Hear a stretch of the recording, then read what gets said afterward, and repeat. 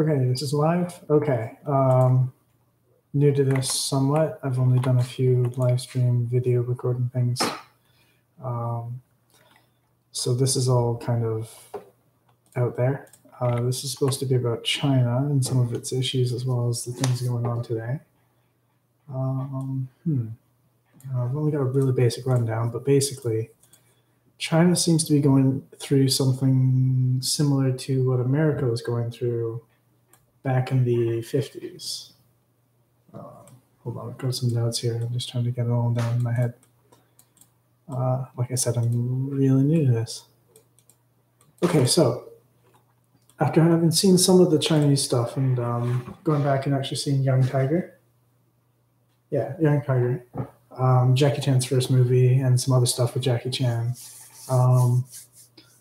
it's really apparent that Chinese cinema is propagandistic, and that means that anything that's made in China practically should be viewed with an eye towards propaganda. But the thing with China is it should also be viewed with an eye towards art, because China's always had a bit of a sort of pseudo-feudal or feudal situation. The culture is pretty recycled from things going on from the direct propaganda from 1 or 2 generations ago, as well as the history and propaganda from ancient China, especially the bragging rights bits, where they basically put forward the claim that they're the world's oldest legitimate civilization, or most long-standing civilization with a continuous history, even through the Mongols and so on, which I think is pretty reasonable, although I wouldn't say that's necessarily a bragging point, because the culture hasn't really progressed a lot. If you look at what's going on, that reminds me. The reason I've got 2 headphones is because these ones are actually broken, but the microphone works, and these ones I don't have a microphone for, so it looks a little weird. But anyways, going back to China, China looks a bit weird too. One of the things I noticed about it is it's got a lot of older buildings. And they keep making new ones and trying to make new towns, or keep manufacturing production going. So they have mountains of steel or iron or whatever that's sitting out there rusting because it was pre-ordered or whatever and made with an eye towards the economy to keep the illusion of industriousness up, or productive industriousness. What else? Let's see. Yeah, so basically, China's current culture is somewhat split between 3 different aspects. It's got the contemporary stuff, which comes from Hong Kong mostly, I think. It's got the ancient stuff, which is pretty obvious and forms the backdrop for everything else, pretty much, including contemporary issues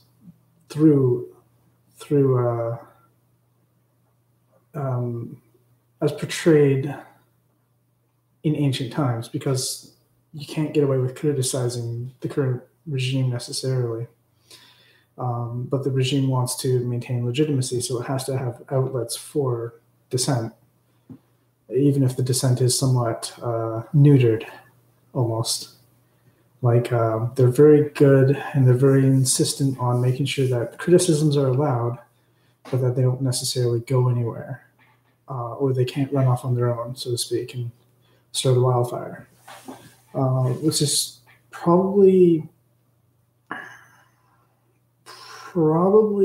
for the best at the moment, I would argue, which is probably different from most people, because China's a bit of a powder keg waiting to happen. It's got a really bad situation industrially.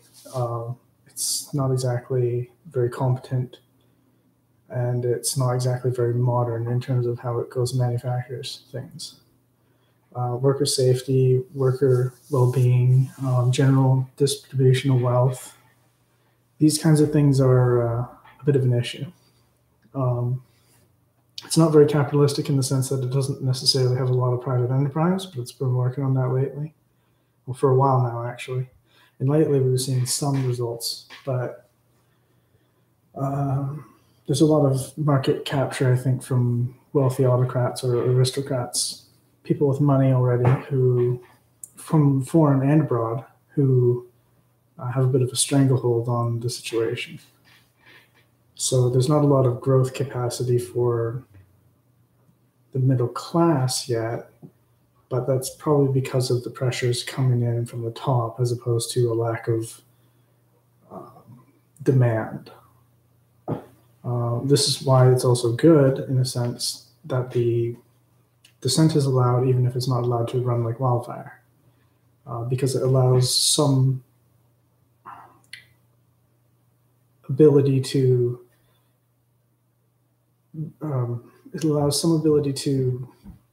respond to the issues of the day while not necessarily allowing them to get out of hand and go completely in the hands of charismatic leaders who, if we're going to be honest here, some of those charismatic leaders can be pretty negative. And in the wildfire situation or powder keg situation, you don't want wildfire with powder keg. China's really gone militaristic sometimes with some of its propaganda, and that's why the South China Sea stuff is an issue, and why Americans basically are saying stuff sometimes like one of the admirals says, we might have to go to war with China, because they don't want the Chinese to go unopposed with its militarism, but the Chinese don't necessarily want to be fully militaristic. The aristocracy of China is very proper, I guess you could say. It's a proper aristocracy, made with the rich as well as just party insiders. I haven't studied it enough to say for sure in all things, but generally speaking, it's my impression of the place. Before Xi Jinping, whatever his name is, Jinping, China had a bit of an issue in centralizing power or putting drive towards anything. Now that they have a charismatic leader that's not bucking the system too much, they have a mini Mao kind of situation, I think. So we'll see where that leads, because the problem with a charismatic leader is it gives autocratic powers to the position after they leave, even if they themselves are very good. So it's sort of like in feudalism back in the day, how eventually it gave rise to absolute monarchies. And the thing with that is, if you have an absolute monarchy system like Europe did, continental Europe, it makes it really difficult to transition to better systems like during the Renaissance. So you had the French, and they had Napoleon, they had the French Revolution, they had a couple emperors. The Germans had their little issues too until late into the 1800s, when they kind of started to get better again. But they had a lot of natural resources. I think they had a lot of natural resources. I know that they were pretty militaristic, so they were pretty insistent on control in general, so that even without expansionism, there was a lot of direct drive, which leads one to the problems of World War I and World War II, because they were frustrated by a lack of colonies. But not just that, they also kind of had the drive to expand inherent in the system because of their supremacy complex, essentially. And that's one of the dangers with China and the new Great Race, the Great Race, I think is what it was called back in the day when Europe was colonizing Africa. The Great Game, that's what it was. So this is the new version of the Great Game with neo-colonialism from China into Africa. That's why America's trying to be better business partners and stuff, so that they can essentially say, hey, you want to be with us, not them. They're offering things, but when we get around to it, we're going to offer better things, and you're going to want to hold out for us. So that's one of the things that I think Trump actually can act on if he wants to head off China in a trade war, because that's one of the things that the Chinese might be weakest at, because they're going to get some good hits in early on, but if the West sort of maintains a network system of not exactly free trade, but tariffs and open, honest relationships, then China and a lot of its forcing techniques will be looked on and frowned on by various people. So it's a new form of containment and rollback, essentially, because what's going to happen is if the Americans manage to pull off a containment system, the rollback will happen without doing any invasions or anything like that, because the Chinese will have to bow down to the rest of the world as long as it's shored up, defensively speaking, against imperialist interventions through economics or military. Military especially, obviously, in the current format is anti-Western, but if the Chinese ever went into it, it would be anti-Chinese as well. So I don't think the Chinese want to get into that, but economically speaking, they're more than happy to. It's a simple result of their situation. So basically just a wall containment and rewarding good relationship methods by China is going to result in the modernization of China. However, the thing is, it's got to there has to be a dialogue about the internal mechanisms of China as well, because otherwise a lot of the things that are necessary for a proper modernization that'll benefit the Chinese and avoid a lot of the more stringent conflict spots or conflict topics from blowing up won't happen. So that's one of the reasons why there's a Chinese-American trade war thing going on with dialogue in between. And that's why they don't go all in, because they're not looking to destroy each other. They're looking to wrestle the, what basically called the mandate of heaven in China, or manifest destiny in the USA.